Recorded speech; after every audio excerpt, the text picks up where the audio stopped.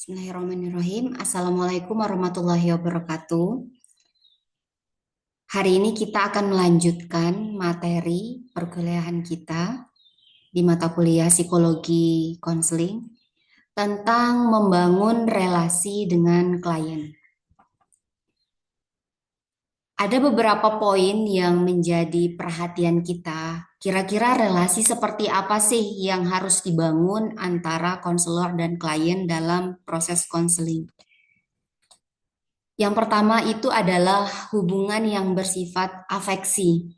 Maksudnya seperti apa? Salah satunya adalah kita mendengar secara empati. Jadi bedakan antara listen dan hear. Listen itu kita mendengarkan dengan aktif, ada perhatian di sana, dan kita fokus kepada isi pembicaraan dari klien.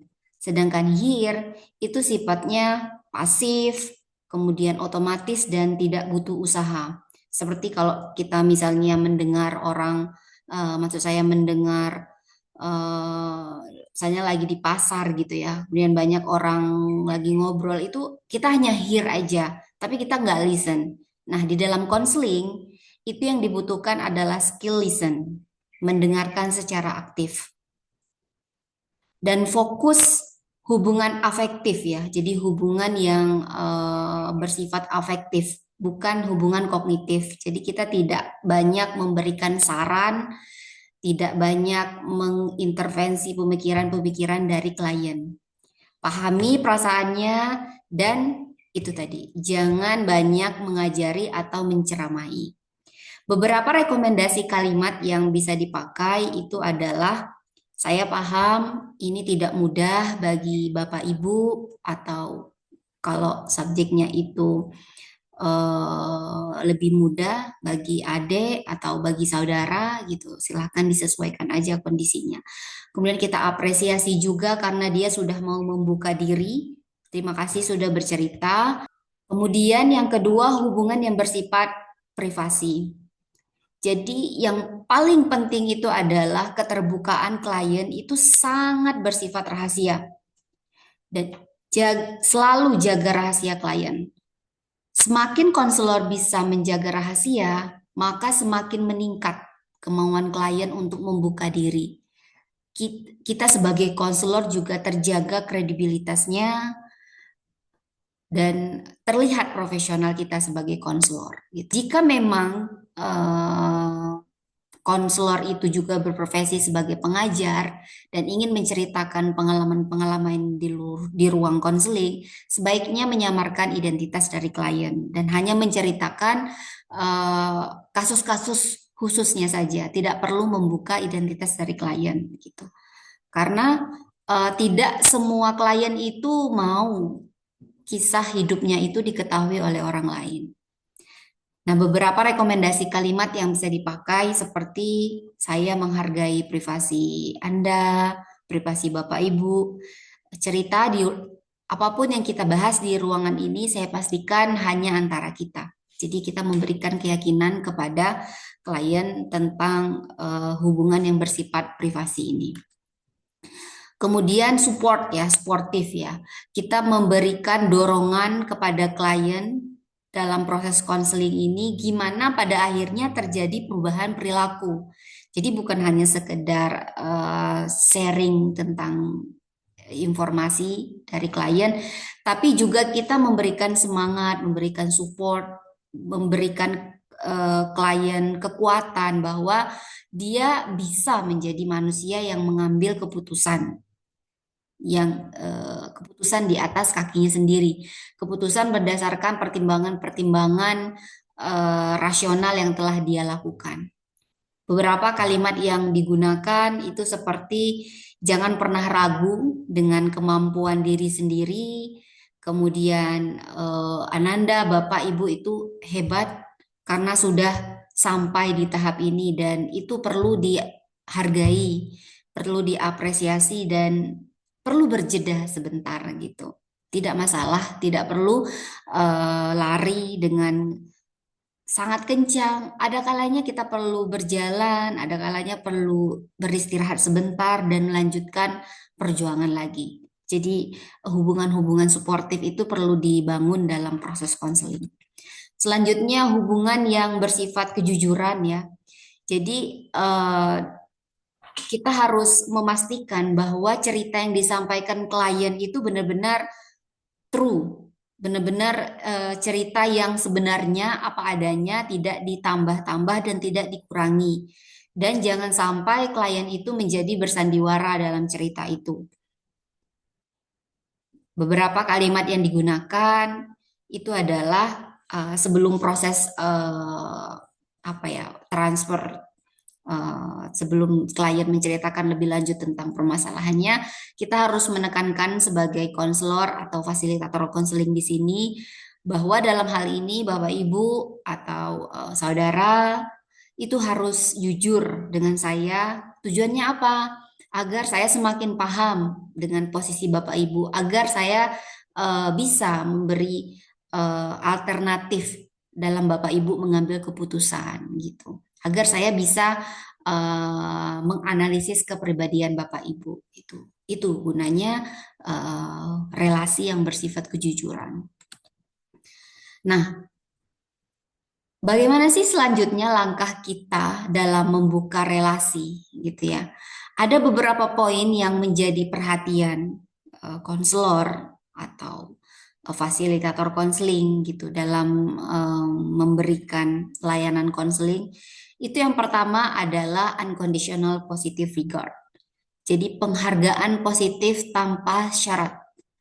Pertama kita harus menerima dulu bagaimanapun kondisi klien, mau dia dengan kondisi emosional yang tidak stabil, mau dia dalam kondisi cemberut, kita harus unconditional positive regard dulu terhadap klien itu. Dengan cara seperti apa? Kita beri apa ya hubungan yang hangat. Kita harus positif gitu, menganggap bahwa klien ini adalah manusia yang punya potensi, manusia yang bisa menyelesaikan masalahnya. Kemudian kita kembangkan perasaan cinta, cinta di sini dalam hal membantu si klien. Kemudian peduli, kita punya rasa menghargai klien dan perhatian yang mendalam terhadap masalah dan bagaimana klien menceritakan masalahnya gitu. Jadi jangan sampai kita sebagai konselor, psikolog, sebagai apa namanya, sebagai fasilitator konseling itu udah ngejudge dulu nih. Misalnya nih, yang datang ke sesi konseling ini adalah orang yang berambut gondrong, misalnya berbaju, anggaplah punya bau badan yang membuat kita tidak nyaman. Kesampingkan dulu hal-hal itu. Kita terima dulu dia apa adanya. Kita terima dia terhadap kita terima dia sebagai orang yang membutuhkan pertolongan. Seperti itu. Kedua, kita harus kongruensi.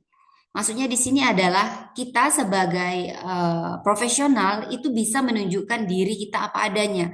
Jangan kita buat-buat apa namanya cara berbicara kita dibuat-buat mengikuti klien atau cara gestur kita juga tidak sesuai dengan diri kita apa adanya. Kita harus jadi diri kita apa adanya dengan menunjukkan perilaku-perilaku profesional sebagai konselor, sebagai fasilitator konseling atau sebagai seorang psikolog gitu. Jangan dimik ya. Kita juga jangan dimik mempermainkan peran sebagai profesional atau profesi konselor itu sendiri. Nah, jika kita apa ya melebih-lebihkan gitu ya atau bersikap yang tidak sesuai sama pribadi kita atau sikap yang dianjurkan sebagai seorang konselor, itu bisa menurunkan tingkat kredibilitas kita gitu. Klien akan punya penilaian tersendiri yang tentunya akan bersifat negatif terhadap profesi kita sebagai konselor gitu. Selanjutnya adalah hubungan yang membangun empati gitu. Hubungan yang membangun empati ini adalah kemampuan kita untuk memahami perasaan, pikiran, dan pengalaman orang lain. Beda ya sama simpati ya. Simpati itu ya lebih bersifat kasihan. Oh, orang ada masalah, oh kita bersimpati. Tapi di dalam konseling yang dibangun itu adalah hubungan yang empati. Kita paham perasaannya. Kita seolah-olah menjadi dia gitu. Jadi kita memahami sudut pandangnya dan pengalaman yang dia rasakan. Nah, beberapa cara yang dipakai bagaimana kita bisa membangun empati ini adalah kita dengarkan klien, kemudian kita komunikasikan persepsi kita, persepsi awal kita terhadap cerita-cerita yang disampaikan oleh klien. Seperti misalnya, oh jadi kamu marah ya dengan dia atas perlakuan dia seperti itu. Jadi kita komunikasikan persepsinya. Barangkali apa namanya persepsi kita itu tidak sesuai dengan persepsi klien dari cerita yang disampaikan. Jadi perlu kita sampaikan persepsi itu. Kemudian kita memahami dunia klien. Kemudian kita mengkomunikasikan pemahaman kita kepada klien. Jadi dari cerita yang Bapak Ibu sampaikan, yang saya tangkap adalah Bapak Ibu merasa kurang nyaman dengan perlakuan eh, dia, bla bla bla selanjutnya seperti itu. Kita apa ya? Ada kayak kita harus komunikasikan pemahaman dari cerita yang disampaikan oleh konseli. Nah, selanjutnya di dalam membangun relasi ini ada hal-hal yang sangat penting banget. Itu adalah body language. Bagaimana kita apa namanya sikap kita duduk, sikap kita eh, cara kita memandang klien itu sangat-sangat penting. Jadi dari 55% ya, 55% itu dipengaruhi oleh bahasa tubuh. Kata-kata itu menyumbang 7% dan 38% disumbangkan oleh intonasi dan nada bicara. Selebihnya dipengaruhi oleh faktor-faktor yang lain ya. Jadi bagaimana kata-kata kita yang keluar itu ternyata dari penelitian hanya 7% saja yang mempengaruhi proses berhasil atau tidaknya konseling. Ternyata 38% itu dipengaruhi oleh bagaimana intonasi kita berbicara gitu ya. Bagaimana bagaimana ada kita berbicara, apakah kita nadanya tinggi atau nadanya rendah gitu. Atau misalnya gini, eh, nah itu eh, saudara sudah tahu kalau itu salah. Kenapa dilakukan? Nah, itu kan nada-nada penghakiman ya yang membuat klien itu merasa tidak nyaman dengan kita dan itu harus dihindari. Gitu. Nah, ada teknik ya, teknik body language yang bisa kita terapkan dalam proses konseling. Namanya itu soften. Singkatannya ya, singkatannya soften itu ada penjabarannya. S-nya itu smile, O-nya itu open arms, F-nya forward lean, kemudian T-nya touch, E-nya eye contact, N-nya nod. Nah, kita bahas penjabaran dari soften ini. Smile.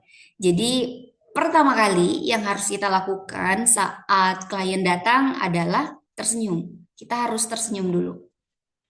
Ya, bagaimanapun bentuk senyumannya kita harus tersenyum. Ya, untuk salah satu untuk mensupport itu tadi penghargaan positif tanpa syarat kepada klien. Senyum, berilah senyuman yang hangat, yang manis tapi tidak menggoda, gitu, yang profesional saja.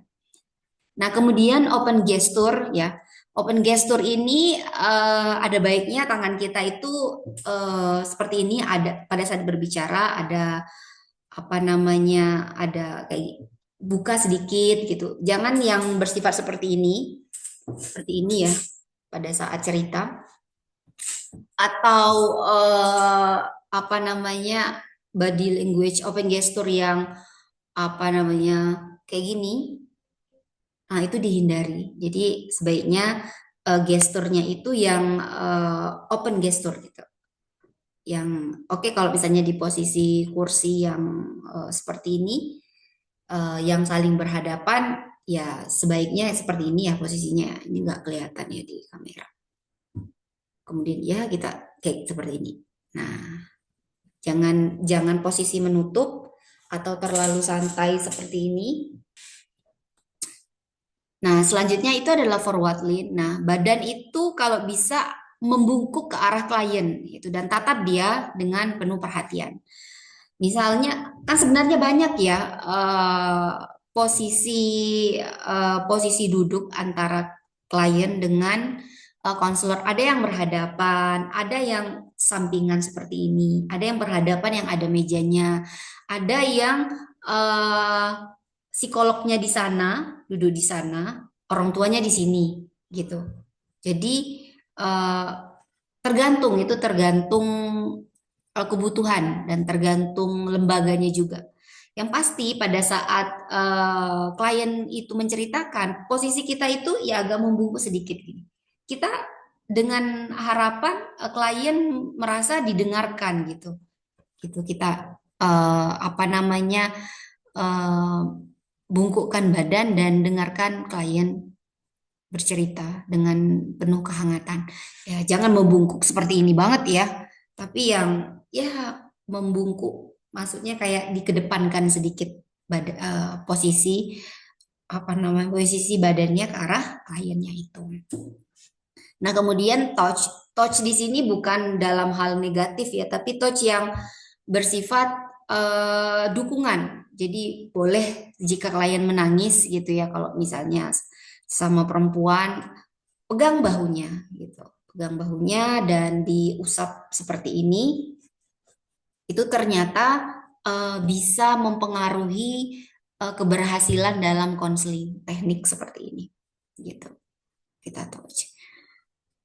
Dan durasinya juga disesuaikan, jangan ya ini yang nggak lepas gitu. Atau touch-nya yang benar-benar menggandeng, itu juga kurang baik. Atau misalnya klien saya sesama perempuan ini konteksnya, klien butuh pelukan, tiba-tiba dia ingin memeluk gitu ya, memeluk konselornya yang perempuan, itu tidak masalah. Tapi kalau yang laki-laki sebaiknya dihindari ya, yang apa namanya touch yang lebih dari memegang bahu, karena takutnya ada hubungan-hubungan lain di balik itu. Karena kalau misalnya klien sudah sangat terikat dengan konselor atau psikolog gitu ya, maksudnya udah terlalu terikat dengan profesional, itu akan mengurangi tingkat keberhasilan dalam konseling. Jadi harus ditransfer kliennya. Kemudian eye contact tentunya ya, kita menatap mata klien pada saat dia bercerita. Jadi jangan kemana-mana matanya, atau sambil main HP, parahnya lagi ya, atau kita eh, melihat ke arah, pokoknya menunjukkan ketidakfokusan cerita gitu.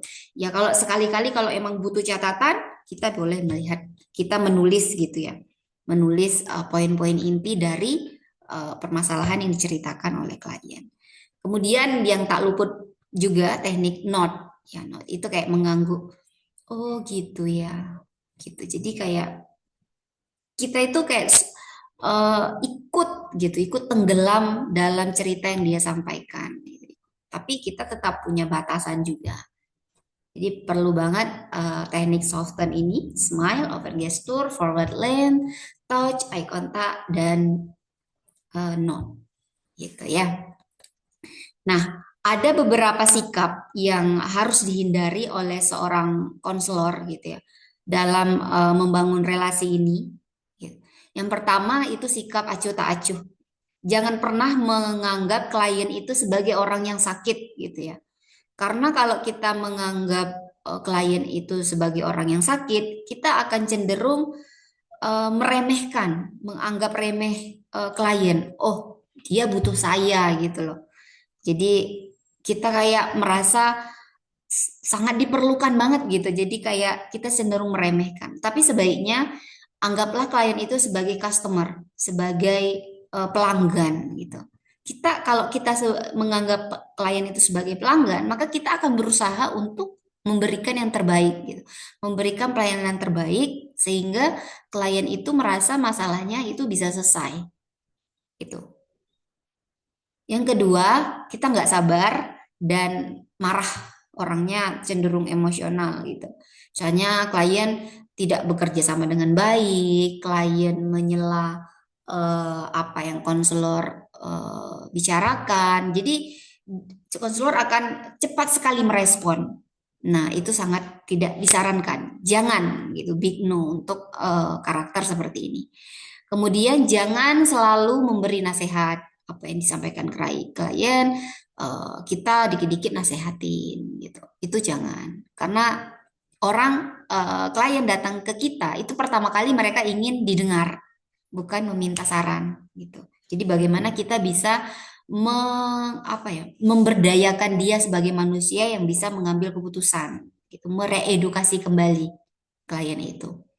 Kemudian jangan terpengaruh secara emosional, jadi terbawa perasaan jadi sedih gitu. Misalnya klien sambil nangis, kita ikutan nangis, kita ikutan sedih terhadap cerita yang disampaikan klien. Itu jangan sampai ya. Kemudian eh, hindari sikap-sikap yang perfeksionis. Oke. Maaf tadi diedit sendiri kan, maaf tadi saya hapus salah tulis ada yang bersifat pembaruan. Kemudian hindari sikap yang perfeksionis gitu. Kayak misalnya ya tiba-tiba kan banyak ya hal-hal di luar kontrol kita, terus tiba-tiba mati lampu gitu ya. Terus aduh kenapa nih mati lampu gitu. Jadi kayak kita terlalu perfeksionis sehingga kita menjadi orang yang kaku terhadap hal-hal yang di luar kontrol kita. Gitu. Jadi bersifat yang fleksibel saja, nggak usah terlalu perfeksionis banget. Nah, em, selanjutnya ada beberapa personal karakteristik yang harus dimiliki oleh seorang konselor berdasarkan buku Gerald Corey. Nah, di sini banyak banget ya, ada beberapa hal, ada beberapa poin. Kita bahas secara keseluruhan, tetapi di sini kita tidak harus punya semuanya, tapi kita paham kira-kira karakteristik seperti apa yang harus kita kembangkan, yang menjadi identitas kita dan sesuai dengan diri kita sendiri. Kita bahas satu persatu ya. Nah, yang pertama adalah mengenal diri sendiri. Jadi sebaiknya seorang konselor itu tahu siapa dirinya, dia tahu pengen menjadi apa yang dia inginkan dalam hidup ini, dan apa yang penting dalam kehidupannya. Jangan masih krisis identitas ya sebagai konselor. Kemudian respect dan mengapresiasi diri sendiri ya. Jadi bisa menerima bantuan orang lain, bisa menerima saran orang lain juga, bisa memberi kasih sayang, bisa menerima kasih sayang berdasarkan kekuatan diri sendiri. Jadi tidak kaku lah ibaratnya orangnya. Kemudian terbuka terhadap perubahan, berani keluar dari zona nyaman, Eh, berani mencoba hal-hal baru, berani belajar hal-hal baru. Itu adalah karakteristik yang efektif untuk seorang konselor. Selanjutnya yang keempat adalah pilihan yang dibuat itu memang berdasarkan orientasi kehidupan. Jadi dia menyadari keputusan-keputusan yang dibuat dan tidak menjadi korban atas keputusan-keputusan salah eh, yang ia buat, keputusan yang diambil secara terburu-buru. Dan jika memang keputusan itu sudah dibuat, dia bersedia untuk merevisinya. Yang kelima adalah autentik, jujur, dan tulus. Jadi kepribadian konselor itu harus selaras ya antara pekerjaannya yang respect, positive regard, dengan kepribadiannya juga harus seperti itu. Jangan sampai seperti kasus sekarang yang kita ketahui itu Bapak Kapolres ya. Dia sebagai seorang polisi yang harusnya melindungi, tetapi dia malah pedofil ya terhadap anak-anak di bawah umur. Jangan sampai seperti itu.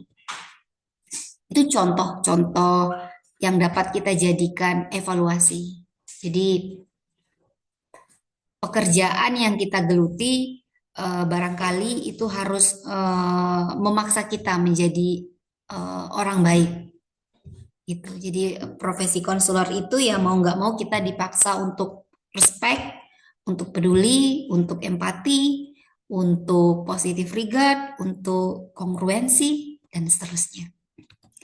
Kemudian memiliki selera humor. Jadi dia bisa menertawakan hal-hal, terutama hal-hal yang kurang, hal-hal yang apa ya, hal-hal kelemahan dirinya sendiri gitu. Misalnya eh, teledor gitu ya, orangnya teledor, kemudian orangnya itu terlalu apa ya, tidak sistematis misalnya. Dan dia bisa menertawakan perilaku-perilaku dari sifat-sifat tersebut gitu. Jadi nggak terlalu serius, tahu kapan harus bercanda gitu. Dan bisa melihat dari berbagai macam perspektif gitu. Kemudian jika seorang konselor itu membuat kesalahan, dia mengakui dan dia bersedia berubah. Itu yang penting. Jangan sampai eh, seorang konselor itu tidak paham dengan salahnya apa, tidak mau mengakui dan tidak mau berubah gitu. Jangan sampai. Kemudian seorang konselor itu harus bisa live in the present. Benar-benar here and now gitu. Jadi tidak terjebak masa lalu. Semua orang punya masa lalu, tapi jangan sampai masa lalu itu menghantui kita di masa sekarang. Dan kita juga tidak terlalu fokus dengan masa depan gitu. Terlalu mengejar mimpi sehingga kita mengabaikan momen-momen yang terjadi saat ini. Tapi melainkan yang harus disarankan adalah hadir di momen sekarang. Here. Di sini, saat ini, and now, sekarang. Kemudian seorang konselor juga harus menghargai peran budaya ya, bahwa kita akan ketemu dengan berbagai macam klien, dengan berbagai macam kelas sosial yang berbeda, ras yang berbeda, gender yang berbeda, bahkan dengan orientasi seksual yang berbeda. Bagaimana kita bisa menerima itu dan bagaimana kita bisa menghargai faktor-faktor budaya dari sisi faktor-faktor budaya yang mempengaruhi kepribadian si klien itu. Kemudian seorang konselor selalu punya pemikiran ya untuk menyejahterakan hidup orang lain. Menyejahterakan hidup ini dalam hal psikologis ya, ingin membantu mereka, ingin mereka bahagia, ingin mereka berdaya, ingin mereka peduli terhadap hidupnya, ingin mereka menjadi orang yang positif. Jadi pemikiran-pemikiran ingin orang lain menjadi lebih baik. Itu personal karakteristik yang sangat efektif dan disarankan dimiliki oleh seorang konselor. Selanjutnya yang ke-11 itu adalah keterampilan interpersonal yang baik ya. Jadi dia bisa berkolaborasi, dia bisa berkomunikasi dengan orang lain, tetapi dia tidak kehilangan jati diri dia sendiri. Jadi jangan. Kemudian yang ke-12 terlibat secara mendalam dalam pekerjaan dan menemukan makna di dalamnya. Maksudnya di sini adalah uh, jika memang kita bekerja sebagai konselor gitu ya, uh, kontribusi yang diberikan memang kita membantu klien menjadi manusia yang berdaya. Jadi kita memberikan manfaat dari pekerjaan kita. Tapi kita bukan berarti kita diberdayakan oleh pekerjaan tersebut gitu ya. Kita tetap membantu, tapi kita tidak dimain-mainkan gitu, dianggap sebelah mata dengan profesi kita sebagai seorang konselor gitu. Jadi kita apa namanya terlibat ini dalam pekerjaan kita, tapi jangan dipandang sebelah mata, jangan sampai terlalu menjadi budak dalam pekerjaan itu, supaya work-life balance-nya lebih baik ya, lebih seimbang. Kemudian passionate ya, passion bergairah, semangat mencapai mimpi dan memancarkan energi-energi yang positif.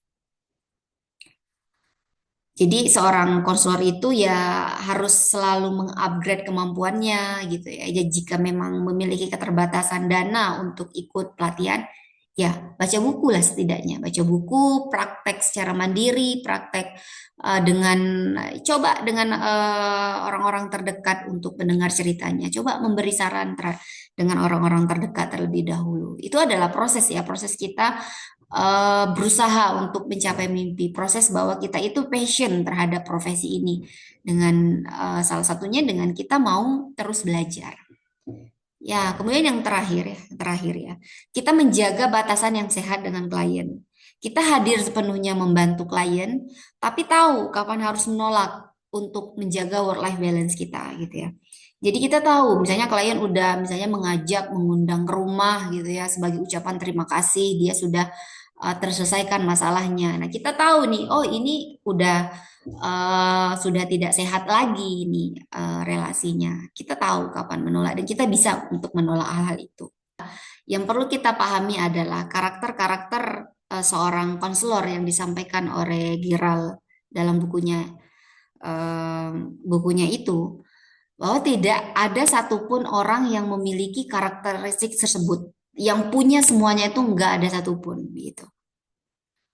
Tetapi mungkin ada salah satu dari karakter tersebut yang benar-benar aku banget gitu, yang mencerminkan Anda banget. Tapi ada yang bukan aku banget, belum aku banget gitu.